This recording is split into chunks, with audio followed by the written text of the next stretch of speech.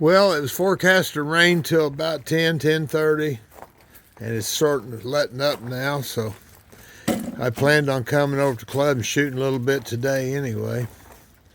So we'll wait for the light to come up a little better. Actually, it's not bad now at all. I enjoy shooting in overcast. Again, I've got the 3 circles out there. I do that because there's new sights on this gun. As a matter of fact, it's a new gun. And got to figure out which one of them circles I like. Well, it turns out it's the bottom one. Looks just about right with my rear sights. The gun was in a previous video. It was my 40 caliber flintlock. This gun is to replace, well, the plan was to replace that big 32 pounder when I couldn't pick it up anymore. I think I'm just about there.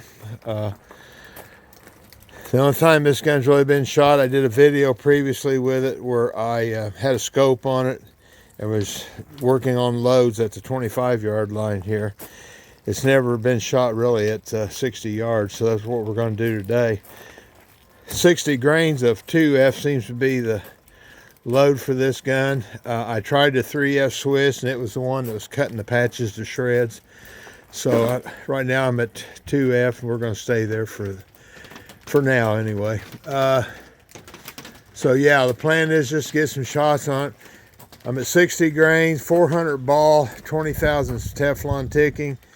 I'm hoping to run a few shots at 60 and then goose it up to 70 and see how it reacts, because with a 40 caliber I really like to get as much speed as I can accurately get from it. So we'll see how that works out. If it plays out, I might bring the chronograph the next time and do a little more study on it. So anyway, that's the plan for today.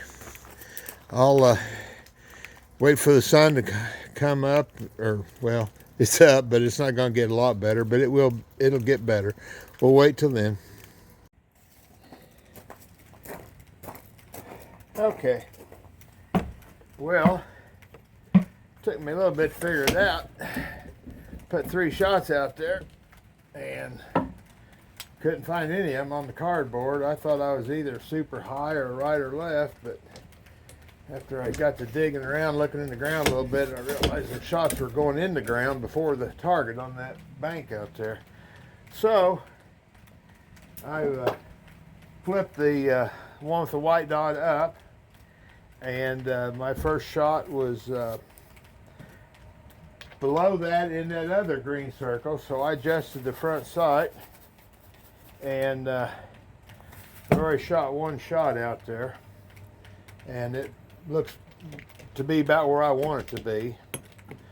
So I'll keep doing some shooting and see if I can back these shots up. It never did lighten up much. But that's a 2 1/4 inch circle, white dot out there, so I can see it just fine. I'm getting a good halo around it today, so I'm not going to change anything there today. Got my little fan out. With the rain and everything this morning, humidity's pretty bad, so I'm going to run my little fan because my shooting glasses fog up so quick. I'm not using a diopter or adjustable iris today. I'm not really pleased with how that thing is such a pain in the ass. You get where you think you're right, and then you bump it and it's off and everything. So I'm just bare sighting it today. I got something in the works.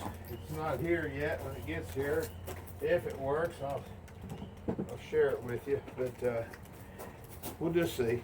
I think I'm seeing it okay though today, so we're all right. So, get this thing going here and we'll see where she's going. You don't always get everything you want on these. Sometimes you gotta play with the sights. But when you build as many guns as I have and a lot of the other guys have, you kind of get a feeling for where those sights ought to be. And that's the case here. I was just very low. I guess I got my front sight off a little bit. And I don't want to change it because It really looks good to me in the sight picture. All right, we'll keep shooting and looking.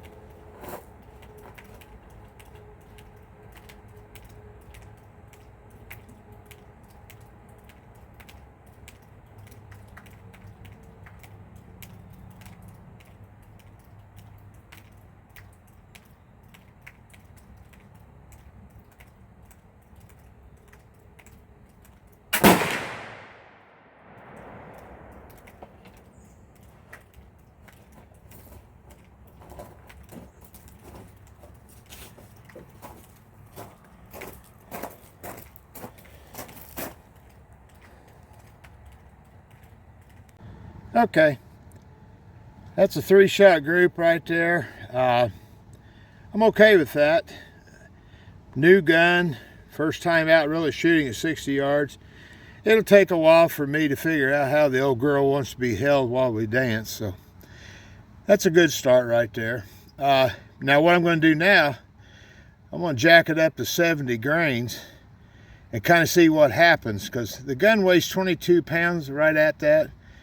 40 caliber, almost no recoil, so I can stand to goose it up a little bit, get a little more speed out of it. Of course, more velocity will fight the wind a little better. So anyway, I'm going to mark these so I don't confuse them. I'll go back and shoot some more at 70. Okay, there we have 3 shots with the 70 grains. 2 of them look really good, one of them doesn't, so the one that doesn't is probably me. Well, hell, it is me. But anyway, is 70 grain necessarily more accurate than 60? I'm not going to say that. But one thing it does tell me, though, is if I get into a shoot where it's the wind's moving, not during the shoot, but I can always upcharge at 10 grains and buck the wind a little better. My guess is, from what I know about the 40s, that extra 10 grains might get me 20 feet per second out of a 40, which, you know, not a lot, but it could be saves the day too. So anyway, some point in time, I'm going to chronograph these different charges and see what I've actually got. I don't think the 70 is any worse or any better necessarily than the 60, so that's a good thing.